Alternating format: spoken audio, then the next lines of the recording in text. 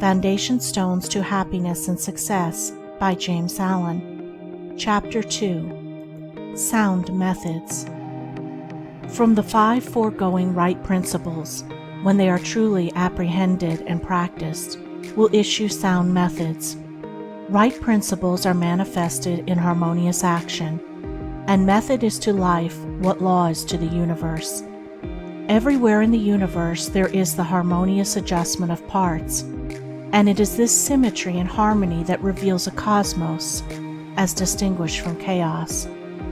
So in human life, the difference between a true life and a false life, between one purposeful and effective and one purposeless and weak, is one of method. The false life is an incoherent jumble of thoughts, passions, and actions. The true life is an orderly adjustment of all its parts. It is all the difference between a mass of lumber and a smoothly working, efficient machine. A piece of machinery in perfect working order is not only useful, but an admirable and attractive thing.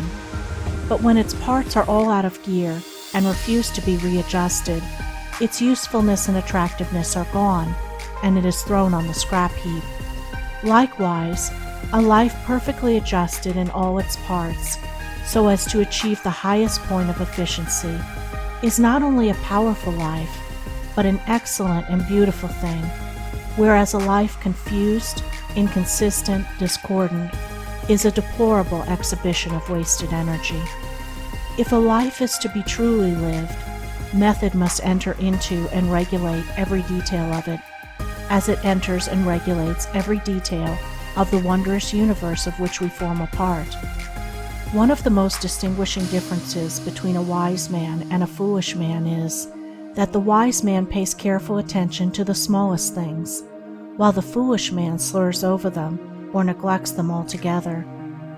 Wisdom consists in maintaining things on their right relations, in keeping all things, the smallest as well as the greatest, in their proper places and times.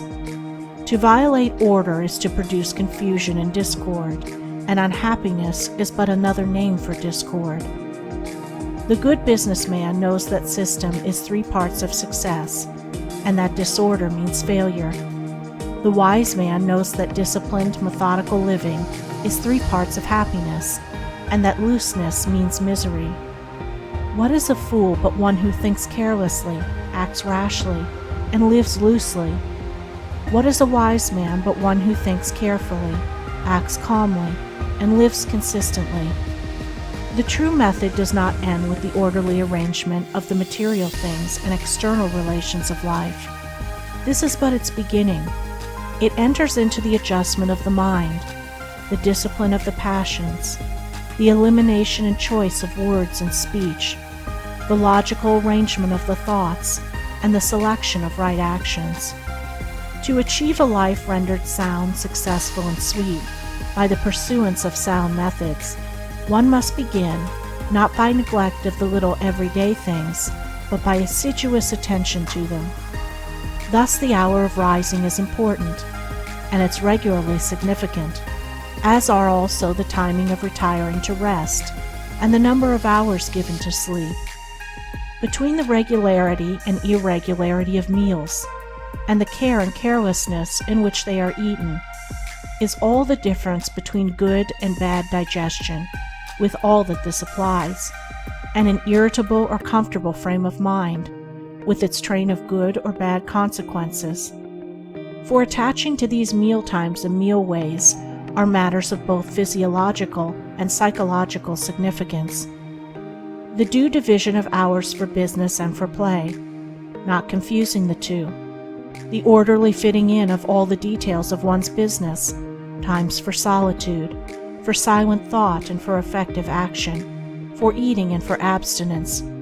All these things must have their lawful place in the life of whose daily round is to proceed with the minimum degree of friction, who is to get the most usefulness, influence, and joy out of life.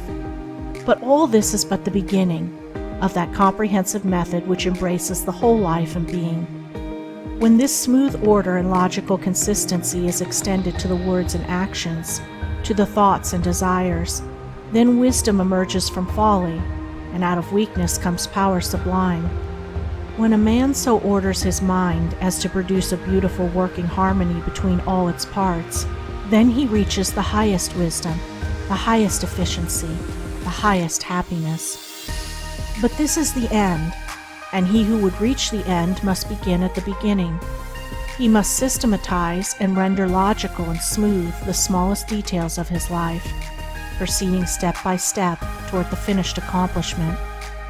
But each step will yield its own particular measure of strength and gladness. To sum it up, method produces that smoothness which goes with strength and efficiency. Discipline is method applied to the mind. It produces that calmness which goes with power and happiness. Method is working by rule. Discipline is living by rule. But working and living are not separate. They are but two aspects of character, of life.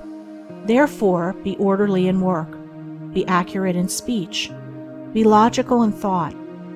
Between these and slovenliness, inaccuracy and confusion, is the difference between success and failure, music and discord, happiness and misery. The adoption of sound methods of working, acting, thinking, in a word, of living, is the surest and safest foundation for sound health, sound success, sound peace of mind. The foundation of unsound methods will be found to be unstable and to yield fear and unrest even when it appears to succeed, and when its time of failure comes, it is grievous indeed. End of chapter 2.